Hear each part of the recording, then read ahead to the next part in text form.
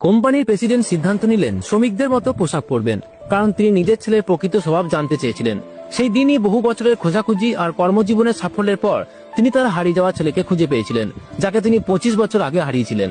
কিন্তু যখন তার সেক্রেটারি জানালেন যে ছেলেটির মা 5 বছর আগে মারা গেছেন এবং এখন সেই ছেলেই তার একমাত্র ভরসা, তখন প্রেসিডেন্টের চোখে জল এসে গেল। তিনি ঠিক করলেন নিজের সবকিছু সেই ছেলেকেই দিয়ে দেবেন।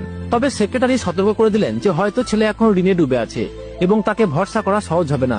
প্রেসিডেন্ট কিছুক্ষণ ভেবে নিলেন এবং শ্রমিকের বেশ ধরে ছেলের কারখানায় পৌঁছলেন। সেখানে তিনি দেখলেন ছেলে প্রতিদিন শত শত সিমেন্টের বস্তা টেনে জীবন ধারণ করছে। প্রেসিডেন্ট এখন শ্রমিকের ছদ্মবেশে হাতে ছেলের ছবি নিয়ে ক্লান্ত পায়ে তাকে খুঁজতে লাগলেন। যখন ছেলেকে পেলেন এবং জানালেন যে তিনি তার বাবা, ছেলে অবাক হয়ে গেল। কিন্তু আরো বড় চমক অপেক্ষা করছিল, তার একটা ছোট্ট নাতনিও আছে। প্রেসিডেন্টের চোখে জল চলে এলো। তিনি জিজ্ঞেস করলেন, তোমার স্ত্রীর কি হয়েছে? ছেলে বলল, দারিদ্রের কারণে সে আমাদের ছেড়ে চলে গেছে। প্রেসিডেন্ট আবার ছেলের চরিত্র পরীক্ষা করার সিদ্ধান্ত নিলেন এবং নিজেকে এক আশ্রয়হীন বৃদ্ধ বলে পরিচয় দিলেন। কিন্তু তিনি অবাক হয়ে দেখলেন ছেলে বিনা প্রশ্নে তাকে নিজের ছোট ভাড়া বাড়িতে নিয়ে গেল।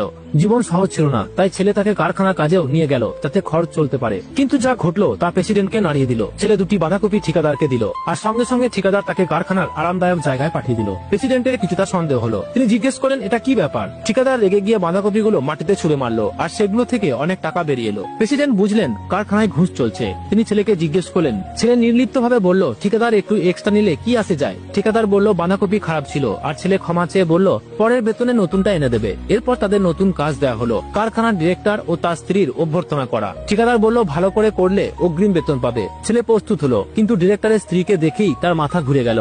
এই সেই নারী যে একদিন তাকে ও তার মেয়েকে ছেড়ে চলে গিয়েছিল। এখন সে মেয়ের অসুস্থতারও খোঁজ নিচ্ছে না। প্রেসিডেন্ট তখন জানালেন তার ছেলের দায়িত্ব জ্ঞানহীন নয়, বরং এত বছর ধরে একাই মেয়ের ওষুধের খরচ চালাচ্ছে। ছেলে স্ত্রীর কাছে শুধু একটাই অনুরোধ করলো, মালিকদের বলো আমার 6 মাসের বেতনটা দিয়ে দিক, অপারেশনটা খুবই জরুরি। কিন্তু স্ত্রী কোনো আগ্রহ দেখালো না, উল্টো হুমকি দিল, যদি মেয়ের হেফাজত ছেড়ে দাও তাহলে টাকা পাবে। ঠিক তখন ডিরেক্টর এসে গেল আর স্ত্রী ভয়ে মিথ্যা বলল, এই লোকটা শুধু বেতন চাইতে এসেছে। ডিরেক্টর ভান করে সহানুভূতি দেখিয়ে বলল, কার এত সাহস যে টাকা চাইবে? ছেলে শান্তভাবে বলল, আমার মেয়ে অসুস্থ, চিকিৎসার জন্য টাকা দরকার। ডিরেক্টর ভান করে দয়া দেখালো, কিন্তু ঠিকাদারকে ইঙ্গিত করলো আর সে ছেলেকে লাথি মেরে ফেলে দিল।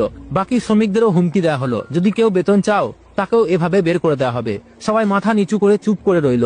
ছেলেকে বরখাস্ত করার প্রস্তুতি শুরু হলো। এই জান্নাতি পাথর দেখে যে শেয়ার করে দিবে, তাকে মরার আগে একবার হলেও মক্কা হজ করার তৌফিক দান করুন।